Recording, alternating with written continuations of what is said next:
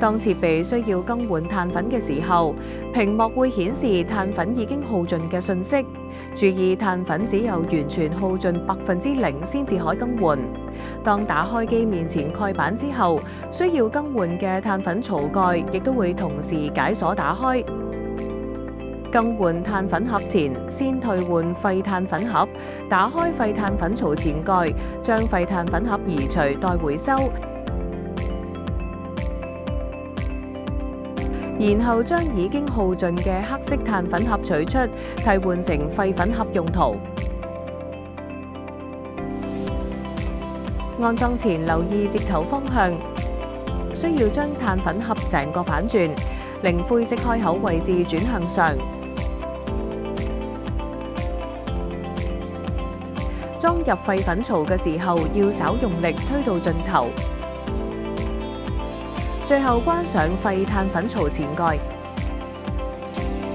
要注意錯誤安裝將唔能夠合上前蓋，甚至令到設備受損。取出京瓷香港原裝嘅新碳粉，打開包裝，並將碳粉盒同塑料回收袋一併取出。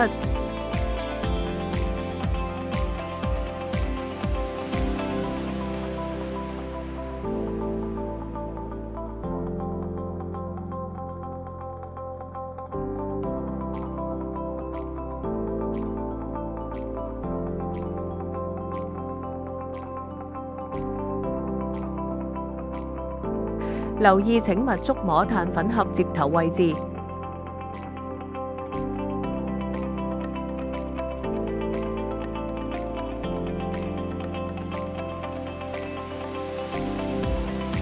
處理廢碳粉盒前，先取出塑料回收袋，打開回收袋，將廢碳粉盒放入並包好，再做回收處理。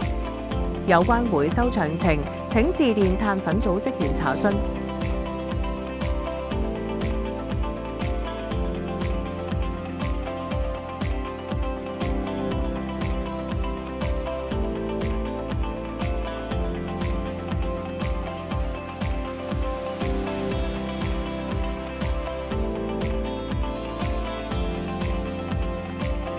安裝新碳粉前，輕拍碳粉盒，鬆動碳粉。